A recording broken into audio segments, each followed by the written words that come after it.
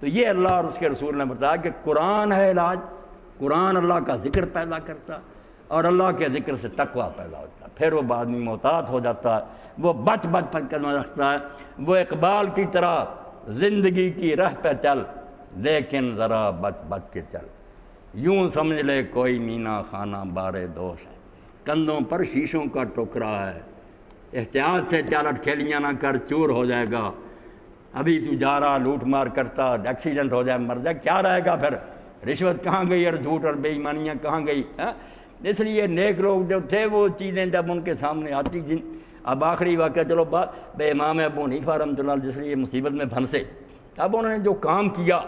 اس وقت کی حکومت کے خلاف یہ ایٹم بم تھا کہ اب عباسی حکمران جو تھا اس کا سپہ سالار ساری فوجوں کا کمانڈر ان چیف وہ امام صاحب کی مجلس میں آتا تھا، ایسے امام صاحب کی باتیں سن کر وہ متاثر ہو گیا اور تائب ہو گیا کہ میں نے سب ظلم چھوڑ دیے، گناہ چھوڑ دیے۔ اب اسی زمانہ میں حضرت عبداللہ الماز کے بیٹے دو محمد نفس زکیہ اور ابراہیم نفس رضیہ حضرت حسن کی اولاد میں سے، یہ دیکھ کر کے امت کچلی گئی ہے اور یہ ظالم حاکموں نے ان کو تنگ کرنا، اٹھ کھڑے ہوئے بیچارے، شہید کر دیا گیا، ایک مدینہ میں شہید ہوا، نفس زکیہ کا مشہد مدینہ سے باہر بنا ہوا بیچارہ وہاں مارا گیا، اور ابراہیم تو سے وہ کوفہ میں مارے گئے۔ مگر امام ابو حنیفہ رحمۃ اللہ علیہ نے فتویٰ دیا کہ 50 نفلی حج کرنے سے بہتر ہے کہ ان کا ساتھ دو، ان ظالم حکمرانوں کا تختہ الٹو، مسلمان کہلا کر انہوں نے سلطنت کا یہ حال کر، تو یہ فتویٰ حکومت کے بھی علم میں تھا۔ اب زیادہ نقصان یہ ہوا کہ حسن بن قحطبہ کو کہا انہیں ہارون نے کہ تم اب منصور نے کہ لشکر لے کر جاؤ ان کے خلاف، یعنی کہ بیٹے جو اٹھ کھڑے ان کے خلاف لشکر لے کے جاؤ، کمانڈر ان چیف۔ وہ امام صاحب کے پاس آیا، اس نے کہا امام صاحب مجھے کیا کرنا چاہیے؟ امام صاحب نے فرمایا جو تو نے میرے ہاتھ پر توبہ کی تھی نا گناہوں سے، اب اس کی آزمائش کا وقت آ گیا، اگر تو اس ظالم کی مدد کے لیے چلا گیا تو تیری توبہ ختم اور پچھلے گناہ بھی کاؤنٹ ہو جائیں گے، سب کا حساب دینا پڑے گا، اور اگر یہاں تو پکا رہا اور جواب دے دیا کہ میں جو کر چکا ہوں وہ بہت ہے، میں مزید گناہ نہیں کر سکتا، اب عین وقت پر کمانڈر ان چیف جواب دے۔ اس نے کہا امیر المومنین میں جو خدمت کرتا ہوں بہت، اگر وہ نیکی چیز کافی ہے، اگر برائی چیز تو میں گناہ میں اضافہ نہیں کرتا۔ اس کو تو رخصت کیا اور کسی کو بھیج دیا، مگر بعد میں پتہ چلا کیا کس کے پاس جاتا، لوگوں نے کہا جاسوسوں نے یہ امام ابو حنیفہ کے پاس جاتا، کیا بنا پھر امام ابو حنیفہ؟ اب جس کی زبان دراز ہے کتے کی طرح وہ بکتا رہا ابو حنیفہ یہ تھا، ابو حنیفہ نے وہ کیا جو کر نہیں کو سکے، جب پکڑے گئے امام صاحب کو جیل میں بند کیا اور پھر کوڑے مارے گئے، اور یہ تک پیشکش کی گئی کہ تم معمولی جو ہے نا کہ مسجد کی مسجد بن رہی اینٹیں گن دو، اتنی ہماری ملازمت قبول کرو، ہم کہہ دیں گے ابو حنیفہ بھی ہمارا حامی، فرمایا میں مور لگا دوں کہ ظالم حکومت ٹھیک، یہ نہیں ہو سکتا، تم جو کرنا چاہتے کرو۔ سب تاریخ نان اور سیرت نگار متفق ہیں کہ پھر امام صاحب کو جیل میں زبردستی زہر پلایا، آپ نے فرمایا میں تو پیوں گا نہیں، خودکشی میں میں تو مددگار نہیں بن سکتا، تم اگر زبردستی انڈیل اور زہر انڈیلنے کے بعد پھر لٹکا کر کوڑے مارے تاکہ پورے جسم میں زہر سرات کر دیں، اس طرح وہ دنیا کا امام اعظم اپنی جان دے کر رخصت دی، اس لیے کہ اس نے کمانڈر ان چیف کو، اب کمانڈر ان چیف کو انہوں نے کوئی جکڑا تھا، ان کے پاس کوئی طاقت صرف دین ہی سکھایا کہ جو ان کی خدمت کر رہے ہو یہ کیا تمہارا بنائیں گے، جب خدا کی عدالت میں پیش ہو گئے یہ ساتھ جائیں گے، پھر یہ تو ان کو تو اپنی پڑی ہوگی، ڈر جاؤ نہ نیک لوگوں کو تنگ کرو نہ۔ تو اللہ نے یہ بات قرآن میں یہاں واضح کی کہ ذکر الہی ساری بیماریوں کے علاج ہے، اللہ کو بھول جانا ساری بیماریوں کی جڑ ہے،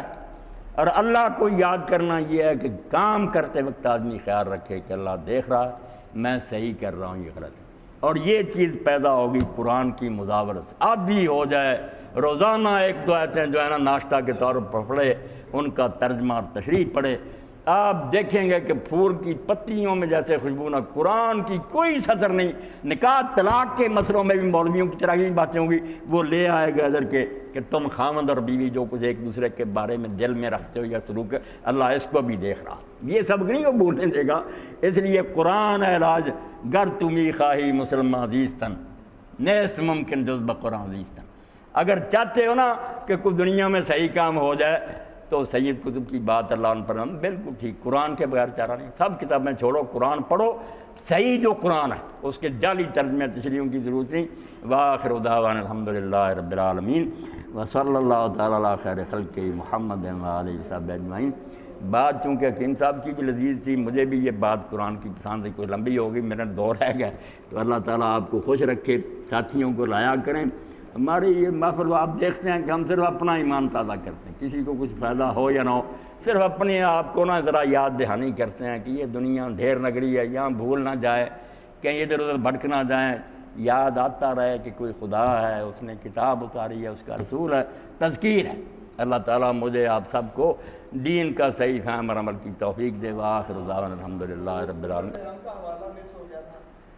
چلو ایک منٹ رہتا وہ بھی پورا ہو جائے۔ تو عمر خیام کہتا کہ میں جا رہا تھا تو محل تھا،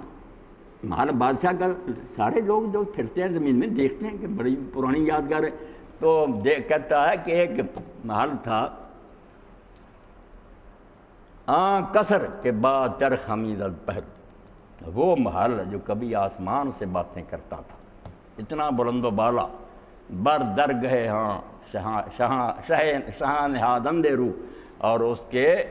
دروازے پر چوکھٹ پر آ کر دوسرے بادشاہ سر رکھتے تھے، اس بادشاہ کو سجدے کرتے تھے، اتنا عالی شان محل، اور اس کے سامنے دوسری دنیا کے بادشاہ جھکتے تھے۔ اب کیا دیکھا؟ دیدیم کے بر کنگراش فاختہ ہے بنشستہ ہمیں گفت کے کو کو کو کو، وہ کو بولتی، کہاں گئے کہاں گئے؟ وہ کہتا میں نے